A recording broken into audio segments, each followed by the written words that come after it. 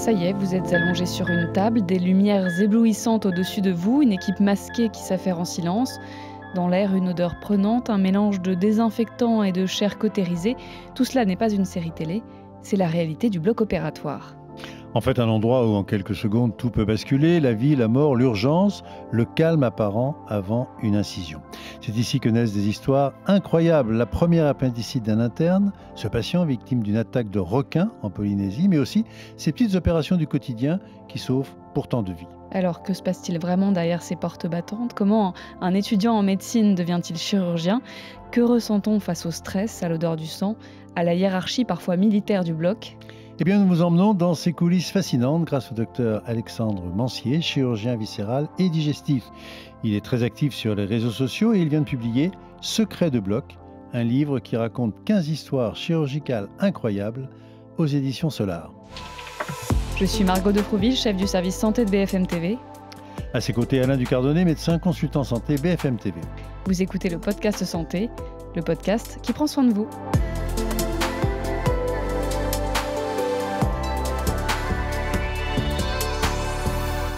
Alexandre Mancier, bonjour. Bonjour. Alors, on est chirurgien de père en fils dans votre famille, si j'ai bien compris. C'est une passion qu'il vous a transmise? C'était parce que vous étiez admiratif, parce que vous avez toujours voulu sauver les autres? C'est presque un virus qui m'a transmis. En fait, j'ai toujours été curieux de la première à la terminale de ce que faisait mon père, parce que c'est vrai que je ne le voyais pas beaucoup. Métier prenant, je ne vais pas vous l'apprendre. Et donc, j'ai toujours été très curieux de ce métier. Donc, c'est lui qui m'a dit un jour, viens voir si tu veux en savoir un peu plus. Et donc, je suis allé voir mon premier bloc avec mon père. À l'époque, c'était un peu une cholestectomie, donc l'ablation de la vésicule biliaire en cystoscopie. Et j'ai trouvé ça juste incroyable. Tout ce qui peut se passer au bloc opératoire, toutes les données analysées, tant sur le patient, l'anesthésie, la chirurgie. Et donc, j'ai eu un petit déclic. Et c'est vrai que dès la terminale, j'ai voulu faire de la chirurgie. Ouais, c'est Pas assez de simple. question, Non, c'était simple. C'est pas simple et de, efficace. pas de conseiller d'orientation. Vous racontez dans votre livre votre perte de virginité chirurgicale, la première incision. Qu'est-ce qu'on ressent quand on tient le scalpel pour la première fois devant un patient vivant? Bah, c'est plein d'émotions qui se mélangent, beaucoup de stress et on arrive à un moment, on a l'impression de plus rien maîtriser. Vous voyez ce que je veux dire? Et donc la première fois que j'ai incisé effectivement de la chair humaine avec, le bistouri, bah, c'est une sensation qui est juste extraordinaire et on n'a plus envie de s'arrêter. Vous tremblez pas? Non. Au début, on tremble parce qu'on est stressé, puis à partir du moment où on commence nos gestes, on se met en mode chirurgien et puis, on arrive à maîtriser nos gestes. Et on a le droit de faire ça à partir du moment où on est interne. Donc ça fait plusieurs années déjà que... Voilà, alors même parfois quand on est externe, on peut Mm. nous apprendre si on sent qu'on veut être chirurgien, nous donner des petits gestes à faire, mais c'est effectivement à partir de l'internat où on se forme techniquement et intellectuellement à devenir chirurgien. Alors, vous parlez dans votre livre de l'odeur de cochon grillé quand on utilise le bistouri Mmh. électrique. C'est quoi ça? De toute façon, tout le monde le dit, même ceux Mm. ceux qui viennent voir parfois le bloc opératoire, ils sont toujours surpris de cette odeur, mais c'est le bistouri électrique qu'on utilise une fois qu'on a ouvert la peau avec, la lame froide, le bistouri standard, on utilise un bistouri électrique pour cautériser le gras qui est en dessous, donc ça le brûle. Donc ça fait vraiment cette odeur de cochon grillé comme ça en barbecue, quoi. Et la première fois que vous l'avez senti, ça vous a gêné? Et bah, la première fois que je l'ai senti, c'était quand c'était mon père qui opérait au bloc opératoire et ça m'a pas plus dérangé que ça, non. Et après, on s'y habitue au Ah quotidien. ouais, bah, après on le sent plus, hein, même les mauvaises odeurs, on les sent plus au bout d'un certain temps, donc Vous parlez aussi de la hiérarchie en chirurgie qui peut être rude. absolument. Comment ça marche? Bah, c'est un peu comme à l'armée, il y a des échelons, hein, on gravit les échelons, l'externe, l'interne, le chef de clinique, le praticien hospitalier, le professeur, le patron, chef de service et cetera. Après ça dépend sur les services où on se forme. Mmh. Il y en a où la hiérarchie est très rude, il y en a d'autres où ça se passe un peu mieux, mais bon, voilà, par exemple, à l'époque de mon père, lui, je me souviens, il pouvait se faire, interdire de bloc pendant une semaine ou alors interdiction Pourquoi? d'opérer, il fait que de la paperasse. Bah, parce qu'on peut faire une connerie au bloc, par exemple, et puis bing, le patron, il nous punit, quoi.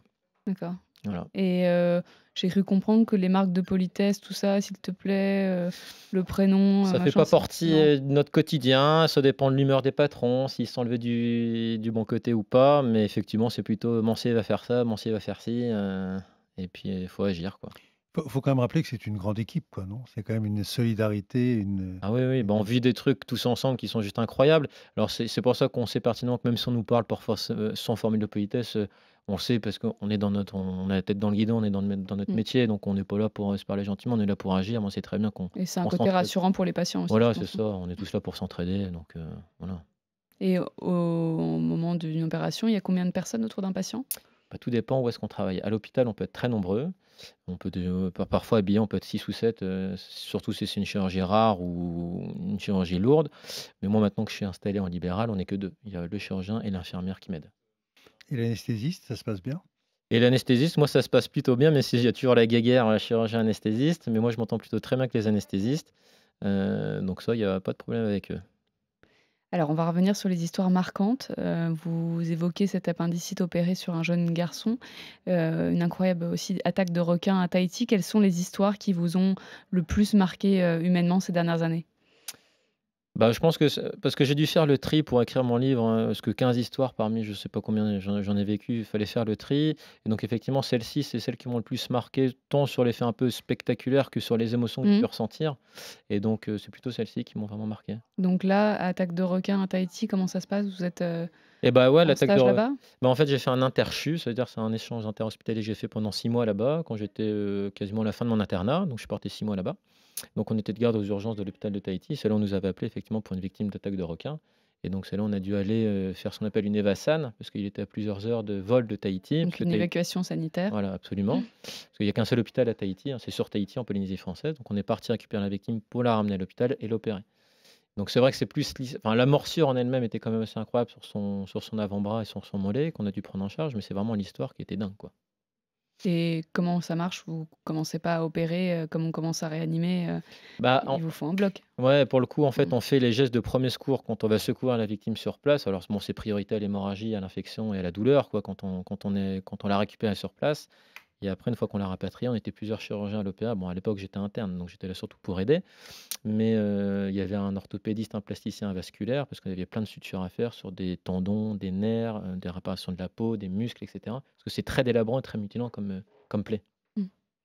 Et donc on parlait d'appendicite tout à l'heure, cette première appendicite, qu'est-ce qu'elle avait de particulier? Et bah, rien de spécial, c'est une appendicite tout à fait standard, une appendoc comme on dit dans notre jargon, mais c'était la première que j'ai faite, donc c'était mon premier bloc pour le coup et Et c'est sur un vrai que enfant, c'est vrai que et sur un enfant, mmh. alors c'est vrai qu'il y en a plein qui me disent: «Mais ça va être stressant sur un enfant». En fait, sur un enfant, c'est stressant parce que c'est un enfant et donc il y a les parents derrière et cetera, mais en fait, anatomiquement, c'est beaucoup plus facile à opérer un enfant, c'est comme dans les bouquins, quoi. C'est couche par couche, c'est rare qu'on ait des enfants obèses, mais donc c'était entre guillemets «plus facile techniquement», mais peut-être un peu plus stressant avec, l'ambiance enfant-parent. Et avant chaque intervention, vous avez un peu ce pic d'adrénaline ou Alors, c'est devenu routinier? plus le temps passe, moins on l'a, mais enfin maintenant, ça devient un petit peu la routine, le travail, mais c'est vrai qu'au début, quand on se forme, c'est vrai qu'il y a toujours le stress de la chirurgie. Donc oui, il y a toujours ce petit pic d'adrénaline qu'on essaie de contrôler, en tout cas quand on commence l'intervention. Et puis on l'imagine moins, on y pense moins aussi, il y a, le chirurgien intervient pour les prélèvements d'organes, puisqu'en effet quand les greffes doivent être faites, il faut bien sûr prélever ces organes.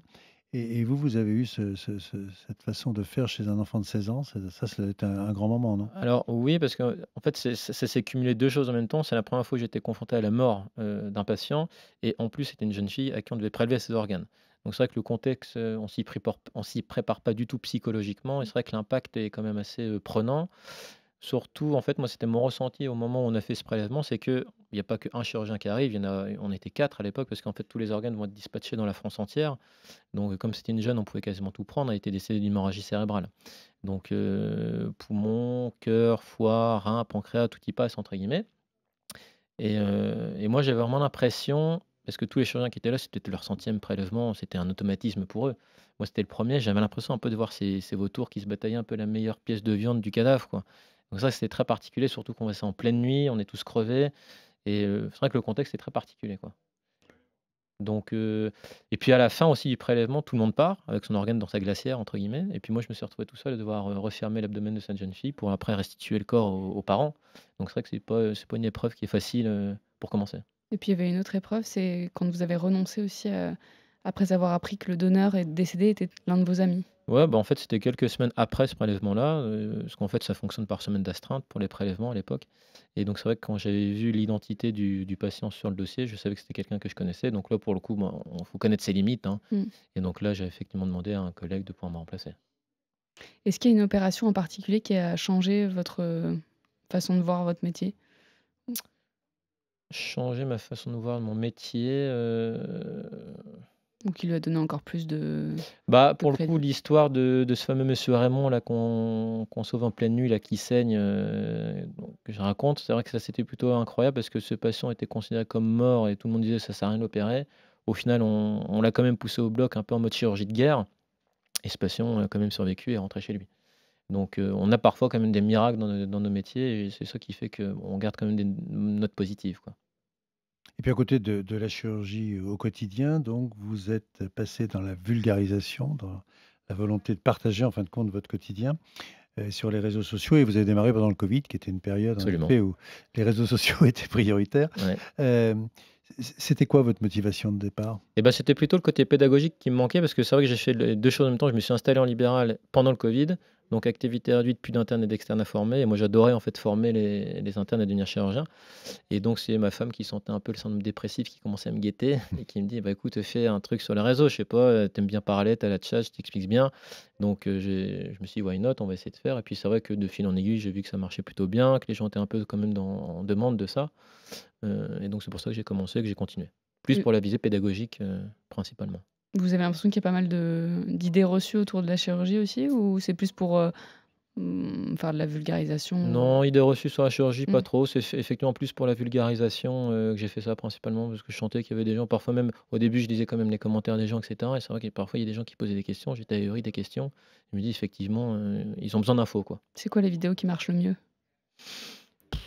En fait, quand j'ai commencé mais c'est vrai que c'était long au début, je me suis dit: «Comment je vais faire les montages et tout?» et en fait, plus le temps passe et en fait, plus on fait des vidéos naturelles, on face to face avec la caméra et puis on parle d'un sujet, mieux ça marche. C'est comme si on était en consultation, on expliquait quelque chose avec des mots simples et à partir du moment où les gens comprennent, ils aiment bien, quoi. Donc c'est comme c'est le domaine de la santé, ça va tous nous intéresser un jour ou l'autre, donc Donc il y a pas une vidéo qui a fait décoller le compte ou? bah, Mmh. si, par exemple, c'est sur le kiss spinoïdal, je m'y attendais pas du tout. J'expliquais une nouvelle technique pour le kiss spinoïdal, là, les poils qui poussent à l'envers en haut de l'arrêt des fesses, où on peut maintenant le traiter grâce au laser ou à la radiofréquence. C'est-à-dire qu'avant, on retirait le kyste, ça faisait un gros trou en haut de l'arrêt des fesses avec des soins qui étaient très longs, parfois des semaines, des mois et maintenant on traite grâce au laser, c'est-à-dire qu'on le détruit sans le retirer. Je sais pas, ça a explosé, en fait, je me suis rendu compte que c'était quand même un problème, important, en tout cas en France, surtout les jeunes, en fait, Mmh. surtout les jeunes en pleine puberté et donc ils étaient en demande effectivement des techniques comme ça, ils étaient surpris qu'on puisse le faire de telle sorte. Comment vous choisissez vos sujets, vos thèmes? C'est fonction de l'actu, c'est fonction du dernier patient que vous avez opéré, de la dernière histoire que vous avez Ouais, moi vécue au cabinet? c'est un peu du tac au tac comme ça dépend si j'ai une idée, en fait, bing, je me dis: «Je la fais» et après de lire un peu les commentaires ou les questions des gens, ça me donne des idées aussi donc ça, parfois, je me fais des petites notes sur mon téléphone pour me dire: «Bah, ouais, c'est un sujet intéressant» mais sinon, c'est un peu comme effectivement comment ça se passe la journée et le soir, je m'octroie 1 heure pour faire quelques vidéos brouillon et puis voilà. Donc réseaux sociaux et blog, c'est quoi vos opérations les plus fréquentes? Donc ce que je disais, c'est que je fais, moi surtout du cancer, donc cancer côlon, rectum, voilà. Après les interventions très fréquentes, c'est tout ce qui est ablation de la vésicule biliaire, cure de hernie, les éventrations et la proctologie fait aussi partie de nos urgences, enfin ou même de la chirurgie programmée.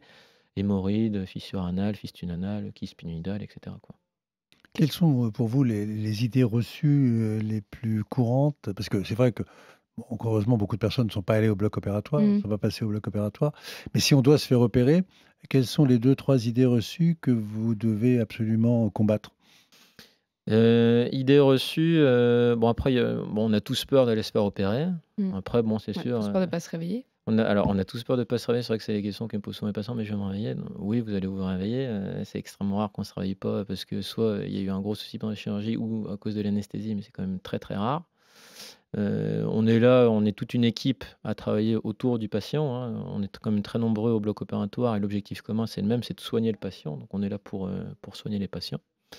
Et puis, et ce que je dis souvent, mais il faut toujours être à jeun avant une chirurgie parce que des gens, ils pensent qu'ils s'en foutent: «Oh, c'est pas grave, je vais bouffer avant».